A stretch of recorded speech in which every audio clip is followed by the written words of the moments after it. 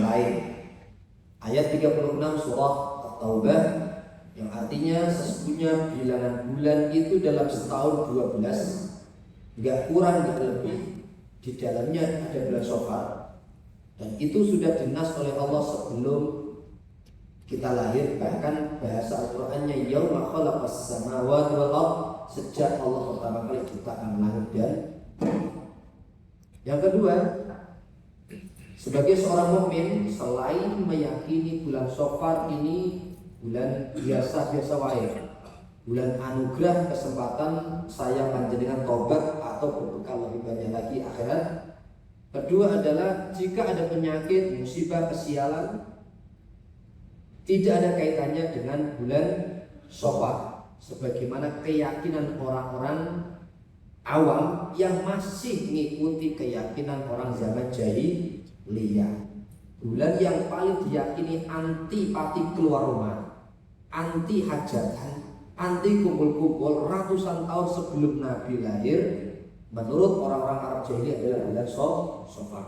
Bulan 0, sifar atau Syawal 0, bulan gagal, bulan sial. Atau Syawal artinya bulan penyakit karena suatu bencana. Terlepas daripada itu, ikhwafillah, justru tugas kita ngikutin jejak Rasulullah SAW. Bulan Syawal kita jadikan momen peningkatan tauhid, juga mendakwahkan tauhid. Para alim ulama banyak yang berkata, hadis-hadis tentang larangan jimat, hadis yang tentang sialan-sialan versi zaman jahiliyah, termasuk bulan Syawal, itu disampaikan Nabi Sallallahu Alaihi Wasallam di bulan Syawal. Contoh saja, la adwa ora ono lho kata Nabi, penyakit yang menular dengan sendirinya. Yang kedua, lati yarota, ora ono keapesan bahaya dikarenakan burung-burung gagak mencolok ning omahku. Ora ono, jangan dipercaya ya. Rasulullah wala hamata, dan tidak ada bahaya atau kematian disebabkan burung hantu. Sampai melihat burung hantu di atas rumahnya tonggo, oh besok mati gitu. Nggak usah diyakini. Atau dengar burung hantu, jangan diyakini. Pesannya kan wala sofaro, bulan Syawal. Dan jangan pula ya diyakini, dipercaya ono bahaya kesialan ini itu khusus di bulan Syawal. Jangan. Wala nau'a, dan tidak pula oh ono bintang ini turun hujan terus banjir bandang bakal. Jangan. Wala gula, dan tidak pula gul. Jangan dipercaya gul ya, kecuali semuanya dengan izin Allah. Ustaz, gul itu apa? Gul itu penampakan tingkah polai bangsa jin, bangsa setan yang bisa dirasakan indera manusia, dilihat oleh manusia. Jenengan tengah malam utawa pajar-pajar kuburan serem, nemu penampakan pocong, itu namanya gul.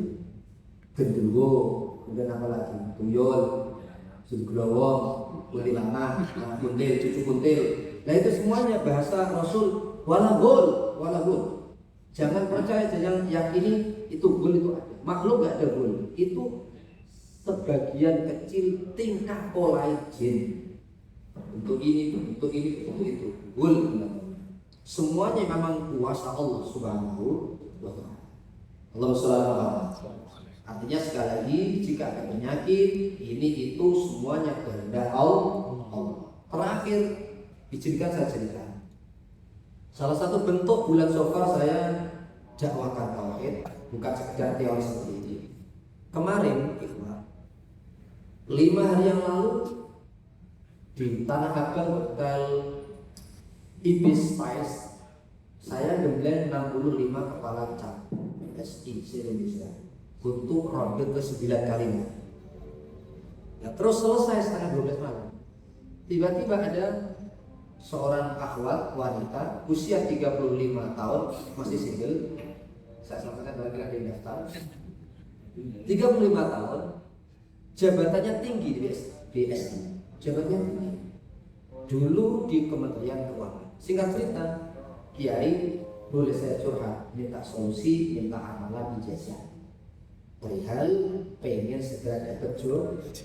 Barangkali jodohnya di United States. Ini dilanjut ini ceritanya. Oh lanjut. Saat kamu langsung lanjut. Walhasil, saya tanya beberapa pertanyaan. Tolong jawab iya atau tidak. Enggak usah banyak. Coba. Pertanyaan saya, Mbak, apakah hubungan jenengan baik dengan orang tua? Alhamdulillah baik banget. Beneran baik? Baik. Meskipun beliau mikir apa hubungannya muamalah sesama manusia dengan berat dapat jodoh. Yang kedua, bagaimana hubungan dengan kakak adikmu? Apakah baik? Mulai nangis. Sedang tidak baik-baik saja. Sudah lama? Cukup lama. Seperti apa gambarannya supaya saya terang? Dia cerita, kita sering cekcok antara saudara di depan orang tua. Lalu antum sikapnya gimana? Jadi pendiam, introvert.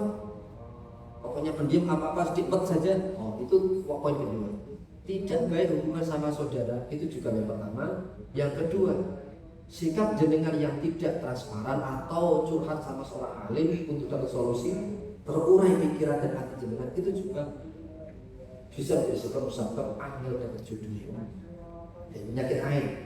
Kemudian pertanyaan yang ketiga, bagaimana teman-teman karir di BSD ini? Apakah banyak yang tinggi? Oh, banyak sekali.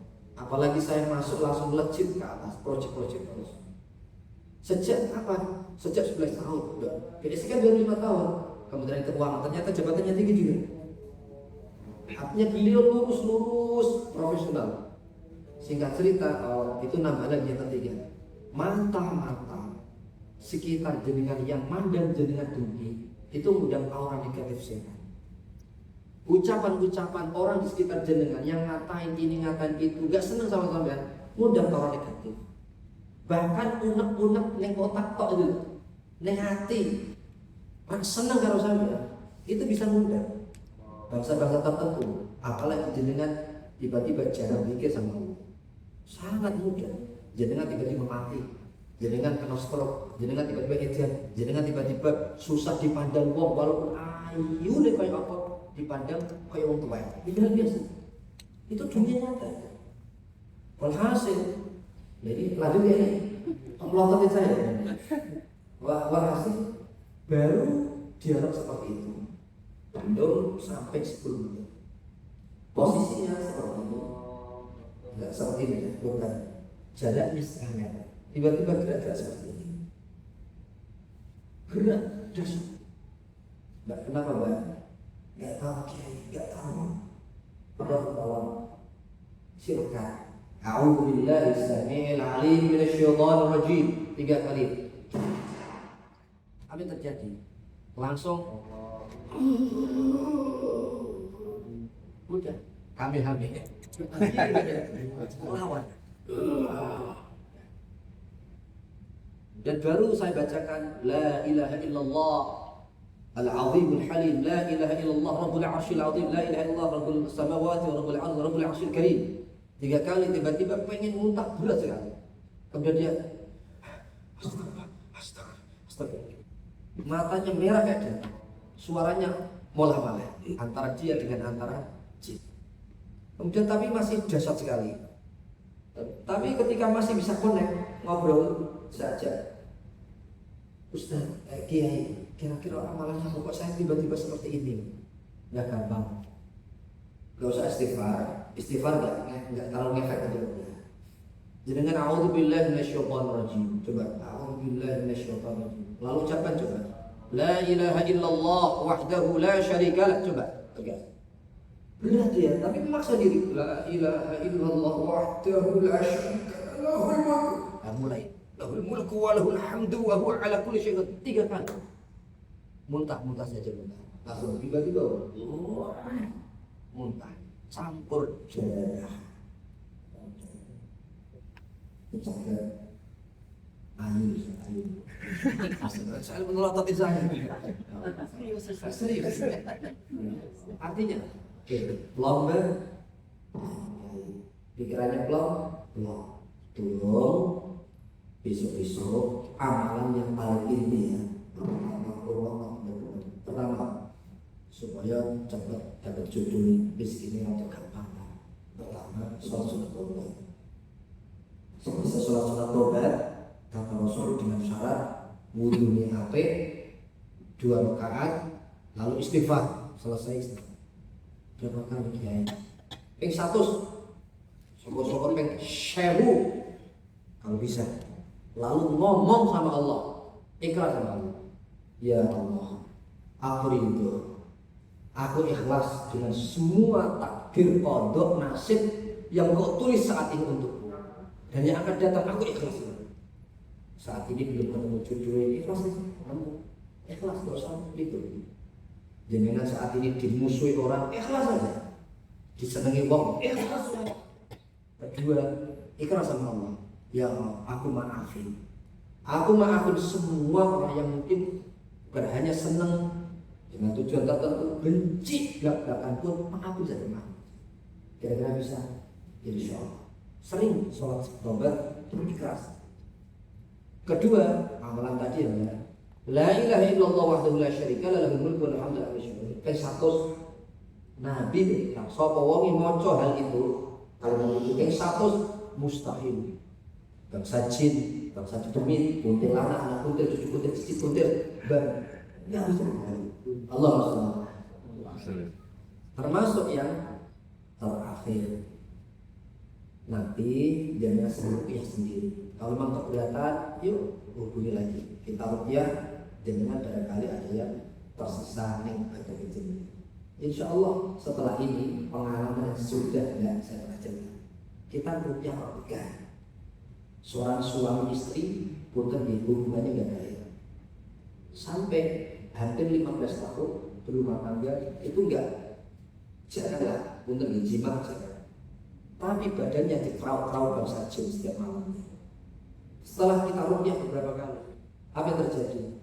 Kita temuin satu perempuan istri dengan suaminya. Suaminya suaminya itu nggak mengenal istrinya. Kenapa kira-kira?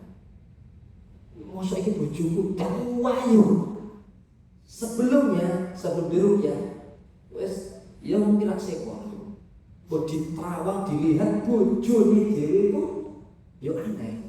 Tapi setelah dirupiah, auranya ya Allah, juwadenya, solehnya luar biasa. Ya seperti nanti pulang bojone jenenge rupiah saja. Barangkali berubah model. Subhanallah. Assalamualaikum warahmatullahi wabarakatuh.